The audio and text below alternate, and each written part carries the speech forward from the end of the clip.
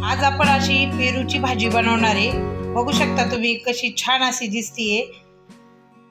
JK kitchen मध्ये आपले स्वागत आहे।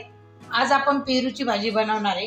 पेरू हा खूप पौष्टिक असतो आणि विटॅमिन सी असतो, शरीरासाठी तो खूप चांगला असतो आणि आपले विटॅमिन सी वाढवण्यासाठी तो मदत करतो। त्यासाठी आपण पेरू खाल्लाच पाहिजे। यासाठी आपण आता पेरूची भाजी बनवणार आहे। त्यासाठी हे 2 पेरू घेतलेली मी स्वच्छ धुवून घेतलेली आहे, 2 टोमॅटो घेतलेली आहे आणि कडिपत्ता वगैरे तो आपण घालणार आहे त्यामध्ये, आणि गूळ आहे तो असा फोडून घेतलेला आहे। आणि ही भाजी जी होणार आहे ही आपली अशी गोड आंबट अशी भाजी होणार आहे। त्यासाठी आता आपण पेरू चिरून घेऊया। पेरू चिरायचा आहे। पेरू आपल्याला असा चिरायचा आहे की त्यातलं बी आपल्याला हे काढून घ्यायचे आणि आपण चिरून घेऊया। त्यामध्ये काही कीड वगैरे असली तर ती काढून टाकायची। थोडासा पिकलेलाच पेरू घ्यायचा आहे आपल्याला, कच्चा पेरू घ्यायचा नाही। हे असं बी आपल्याला ह्याचं काढून घ्यायचं आहे, बघू शकता तुम्ही। तर यानंतर दोन्हींचे पण काढून घेते मी।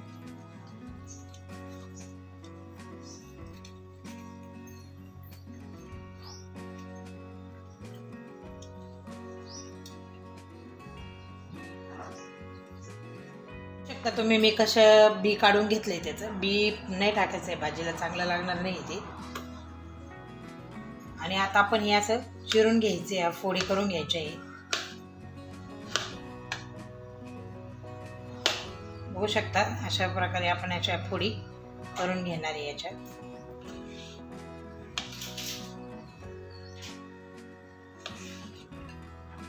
मी पेरूचे काप करून घेतले आणि या 4 हिरव्या मिरच्या आहे, यांची फक्त असे मध्ये असे चिरून मिरची चिरून घेतली।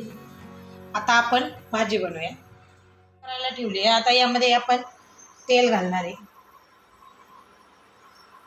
खूप छान अशी भाजी लागते ही। अर्धा चमचा आपण मोहरी घालणार आहे। मोहरी चांगली आपल्याला तडतडून द्यायची।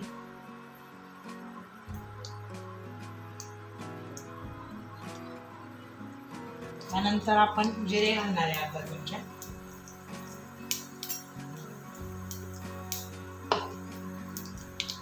ह्या 3-4 हिरव्या मिरच्या आहे या पण घालणार आहे आपण यामध्ये।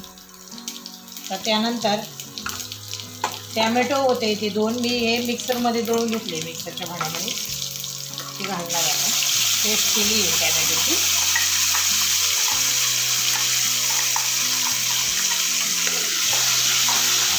आपल्याला टोमॅटो छान असं परतून द्यायचं आहे मऊ होईपर्यंत। आपण या भाजीला कांदा घालणार नाही आहे। कांदे आणि लसूण आणि दोन्ही पण न घालता आपण ही भाजी बनवणार आहे। कढीपत्ता घालणार आहे आपण। टोमॅटो आपलं छान असं परतून झालं आहे। त्याच्या हे बघू शकता पाचं तेल बाहेर सुटलं आहे, म्हणजे आपलं हे चांगलं परतून झालं आहे। तर यामध्ये आपण ह्या पेरूच्या फोडी घालणार आहे।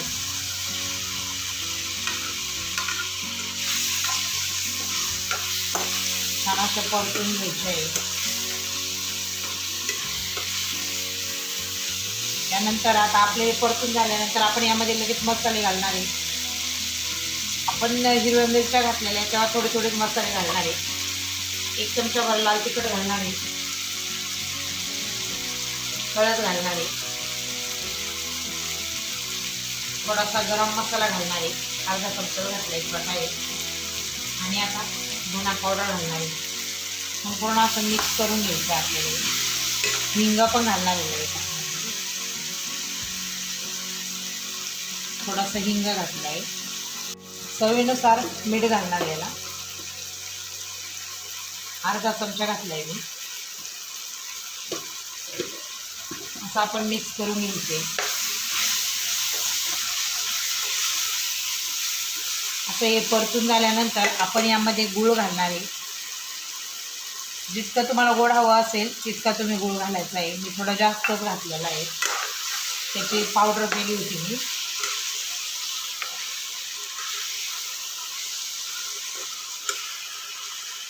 बघू शकता आपल्या गुळाचं सुद्धा पाणी झालंय। आता आपण या पाण्यातच ही शिजून देणार आहे, पाणी घालणार नाही, यातच ते शिजणार आहे, वाफेवर शिजते ती।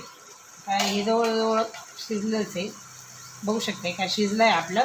पण मी थोडीशी वाफ देऊन घेते त्याला. आणि गुळाचं पण पाणी झालं आहे ना, त्यामुळं गरज पडणार नाही आहे पाणी घालण्याची. वाफेवर होऊन देऊया आपण थोडंसं 5-1 मिनटं वाफ देऊ. आपल्या भाजी शिजली आहे, वाफ देऊन झाली आहे तिला. त्यामध्ये आता आपण ही कोथिंबीर घालणार आहे शेवटचा. बघू शकता तुम्ही अशी छान अशी झाली आहे. आणि आपण हिला पाणी न टाकता तिला किती छान पाणी असं सुटलं आहे, बघू शकता तुम्ही. खूप छान आणि सुंदर लागते ही भाजी, एकदा ट्राय करून बघा. अशी आपली ही पेरूची भाजी तयार झाली आहे.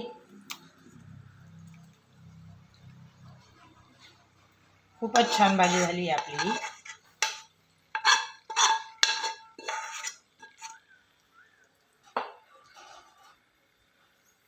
माझ्या चॅनलला जर तुम्ही नवीन असाल तर सबस्क्राईब करा, जेणेकरून माझे जे नवीन व्हिडिओ येतील ते तुम्हाला बघायला भेटतील.